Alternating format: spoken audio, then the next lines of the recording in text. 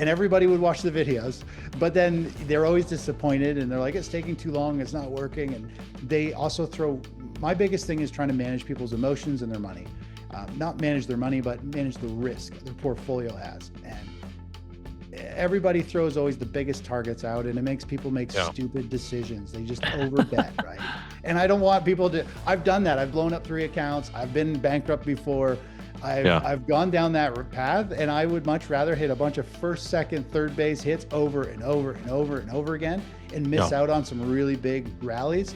But no, I just kind of keep growing and don't have to worry about, I keep risk in control. That's my whole focus.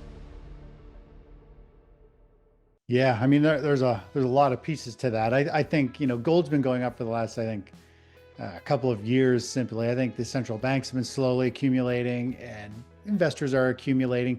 But the big run up that we really saw, I think, from September to where we are now for gold, silver, and miners, really, I think that was even more so of the mass market participants. It was kind of herd mentality. People started to catch on and really started to chase it. I think there was a pretty big level of FOMO over the past couple of months. If you weren't in precious metal space, you felt like you're missing out. And we hit a tipping point really kind of in October where, it was so intense. The amount of emails and comments and questions about gold and silver that I was getting in emails and from members and stuff, it was so thick. Like people who weren't in it felt like they were missing out, and people who owned a bunch of it still thought they didn't have enough. Like it was insane. Like it doesn't matter. So this last run up, I think, was definitely a herd mentality play, but I do think there's still underlying accumulation going on. This recent pullback that we've seen in gold and silver, it's just a little bit of air getting let out of this kind of overbought market. It just ran up too quickly with too much of the mass kind of market participants. And so it's just trying to shake them out. I do think we're going to see gold and silver go a lot higher. I think gold potentially another 25, 30%. I think silver could go 50, 60, 70%. And that's the same with platinum and palladium. So right now the market's just trying to work off a little bit of an overbought market condition. It's trying to shake out some investors, and it's doing a good job because back in October, everyone needed gold and they need more of it. And then as of 2 weeks ago, people were actually scared. They thought it had topped and they're like, I don't know about gold anymore. And so now gold's putting in a bottom. So I play the sentiment extremes along with technicals, and the sentiments give you a really good idea of turning points, overbought, oversold conditions. As excitement reached a fever pitch in October, the conviction that gold could only go higher became nearly universal. Investors who had ignored metals felt regret, while longtime holders believed they still didn't own enough. This type of sentiment always signals vulnerability, and the market responded with a controlled pullback. The recent decline represents a routine recalibration, not a collapse, an unwinding of speculative excess rather than a reversal of the larger trend. Historically, gold rallies often pause after emotional surges, and current price action suggests the market is shedding short-term traders before resuming its broader upward trajectory. There's a lot that goes on with the chart of gold. I mean, I like to keep things really simple. I don't get into, a million indicators and all of that stuff. The long story short is if we were to just use Fibonacci, which is one of my favorite tools, it's one of the most powerful forces in the universe. Everything has this Fibonacci sequence and this golden ratio. And just based off these multiple bull waves that happen in the daily chart of gold, we can just go back to last November, the big rally that we had up into earlier this year. And then we can find out the strength of this pullback, and it carries us forward to where we should see this market run to.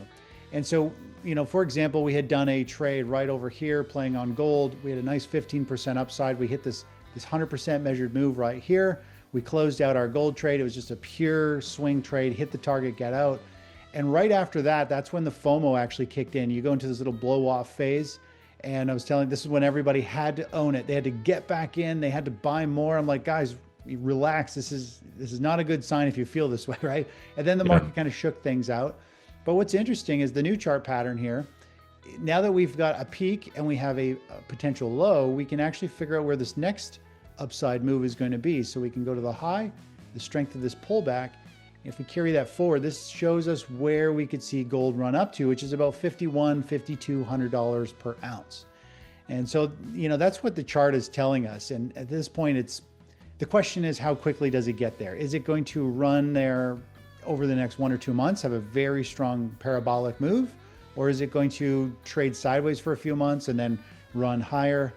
I think it's going to take its time. I think we're going to see it kind of work itself up over the next several weeks, up into 4,500 or so, and then I think we'll kick into a parabolic phase where it just shoots higher, and then we see another big wave of FOMO, and everybody goes bananas over it again, and then it'll peak out.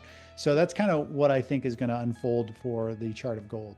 While many traders rely on dozens of indicators, the underlying narrative of gold's movement is far simpler: sentiment cycles. When investors panic or chase aggressively, price extremes follow. Analysts often look to Fibonacci ratios, mathematical relationships found in nature and financial markets, to map the structure of these moves. By measuring recent impulsive waves in gold, the next major target zone appears between $5,100 and $5,200 per ounce. Whether gold accelerates quickly or grinds upward more gradually will depend on global liquidity, central bank activity, and risk appetite. Yet every major technical signal points toward a sustained continuation of the long-term trend. Yeah, sure. Yeah. So we could easily see the price of gold move up and maybe have a little bit of a bull flag, a bit of a pause as it comes into resistance, and then it may run up into the 618 number, which is a very significant, this is the golden ratio, the 618 extension, meaning 61% of the previous rally. That's where we should see it rally to. And typically we see a pause along there. And if we see a pause or pullback at the 618, we almost always see price of any asset go up and hit the 100% measured move. The 1 stands for 100% move. So whatever this first rally was, the height, that is the same move on the second wave. So I think it could stair step its way up to a certain point, and then I think it'll go ballistic and kind of shoot higher as everyone piles in and chases it, and they don't care what price they get. The other scenario, if we were to kind of look at this, would be it really just starts to take off here and just goes straight up, which is not, I mean, it's great if you're going to get out. Typically, you don't want price to go straight up because it means it's going to usually come straight back down for a big chunk of it. Parabolic moves are dangerous. They're great in the short term. They're exciting, but they end very abruptly. So if we go and take a look at the monthly chart of gold, this is a good visual of kind of these scenarios. So let me just zoom back out a little bit. This is going to load here. There we go. So typically, once things start to go parabolic, like in the 80s, we saw a huge run up. Usually they come straight back down. We see this type of thing over and over again. We can kind of go back to the 2008. We had a big rally up. We had a big bull flag, which is, I believe, kind of like the bull flag we saw recently over the past couple of years. And then gold started this great big run and it went parabolic. And then it had a pretty big pullback. It may not look like much, but it was about a 34% pullback. Mm-hmm. And then, of course, gold ended up having this next kind of shoot, this parabolic rocket higher. And these scenarios generally end up in a very big correction. If we just go back in time, you can see once they go parabolic and put in a top, gold pulled back about 60%. From this one over here, pulled back about 44. This one pulled back about 34 and change. And so we're kind of into one of these parabolic moves. And, silver is actually an even better example of it. If we look at silver, you go back, what goes straight up usually comes straight back down. It's an emotional rally. And then when it fizzles out, it's pretty dangerous. So that's kind of where we are. I know we'll touch on silver and miners later, but look at the silver miners ETF. Like, you could go to any person and be like, what usually happens after one of these big straight up rallies, right? It's not rocket science. So that's what people need to be aware of. It doesn't really matter what the economic situation is. There's always a unique market situation. It always feels like this time is different. It always feels like the currency is going to crash, the systems are going to implode. But the people always seem to find ways to make things continue to work. And so it's best just to follow price action. So if we were to just squish this chart down a little bit, we could see where this could potentially run up to, which would be about that 51.52. So there's still another big green bar or two on this monthly chart where it could really go straight up. And I think if it does that, I also think it's probably going to come straight back down into the 4,000 range or potentially even lower. So how it's going to unfold and when is anybody's guess. Nobody knows. But we just have to have a game plan and understand what the options are for it and how we're going to attack each one and manage our positions depending on how that moves. Financial history repeatedly shows that when an asset rises too quickly, the climb rarely ends smoothly. Gold experienced such patterns in the 1970s, in 2008, and again in 2011, each ending in large drawdowns after euphoric peaks. Straight-up rallies create fragile structures because they rely on emotion rather than accumulation. If gold enters another vertical phase, possibly pushing toward $5,500 or beyond, traders must prepare for an equally sharp correction afterward. Monthly charts reveal how these surges unfold: a dramatic lift, a violent shakeout, and eventually a reset that restores balance.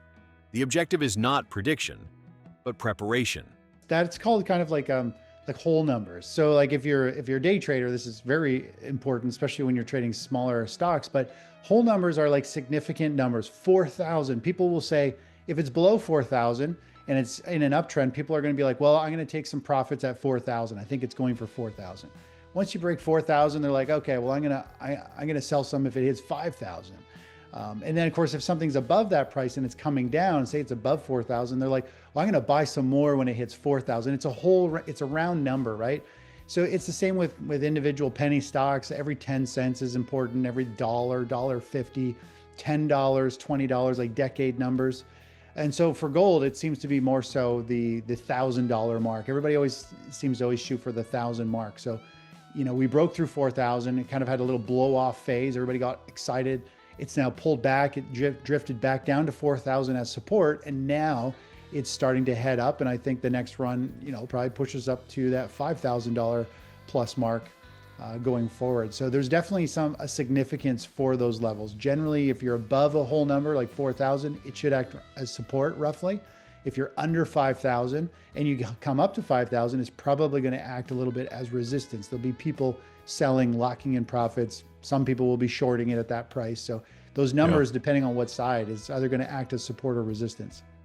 Markets often react to round figures long before fundamentals justify them. Levels like $4,000 or $5,000 in gold act as magnets for both profit-taking and new buying. When price trades above a major threshold, it tends to serve as support. When it approaches from below, it becomes resistance. These levels influence trader behavior even more than traditional chart patterns. As gold moves beyond $4,000, the next psychological milestone becomes $5,000, a price where selling pressure historically intensifies.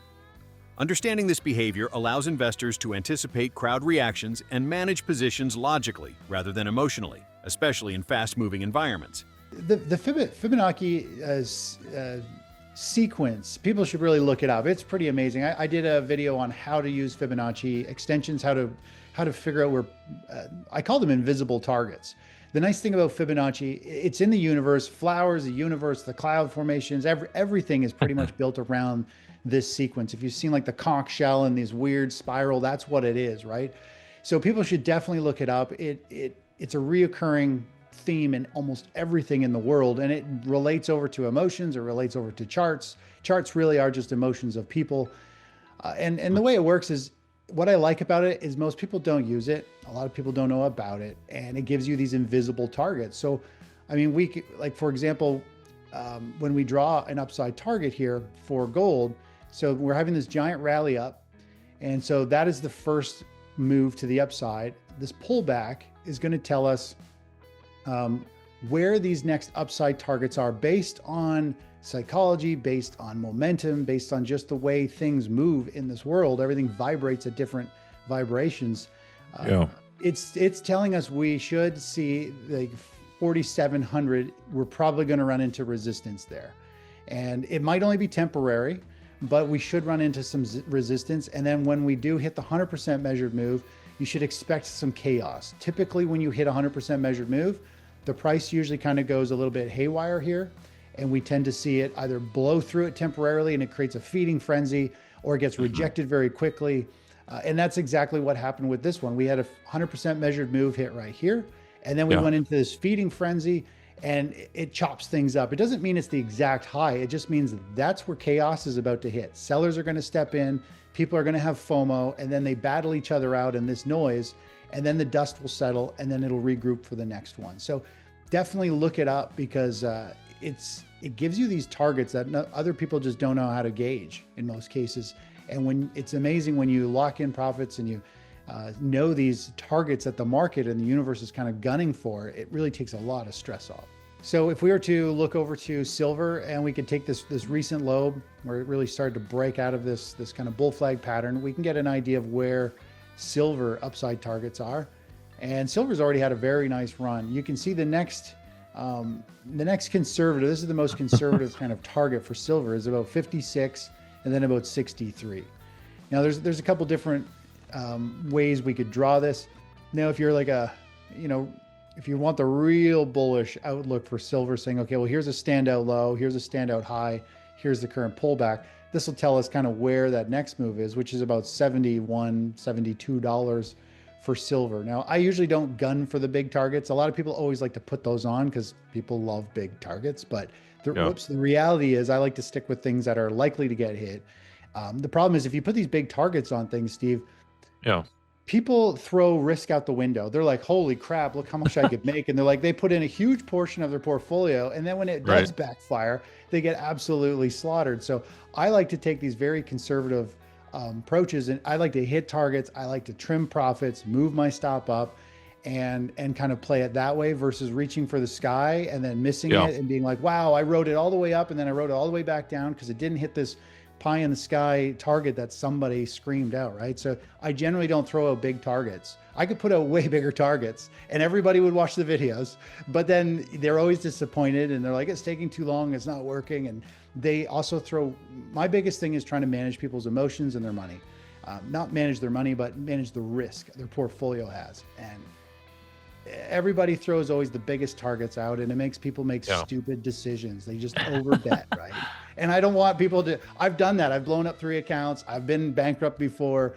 I've gone down that path, and I would much rather hit a bunch of first, second, third base hits over and over and over and over again and miss out on some really big rallies. But no, I just kind of keep growing and don't have to worry about, I keep risk in control. That's my whole focus. Silver, often more volatile than gold, is following its own accelerated pattern. Technical models place the most attainable next targets between $56 and $63, though extreme bullish scenarios stretch into the 70s. Rather than chasing oversized forecasts, disciplined traders focus on achievable milestones and protect capital as prices advance. Fibonacci extensions reveal invisible targets where momentum typically pauses or reverses. This roadmap helps manage risk, an essential skill in markets prone to sudden reversals. In the end, long-term success comes not from predicting the highest possible price, but from navigating each stage of the trend with confidence and discipline.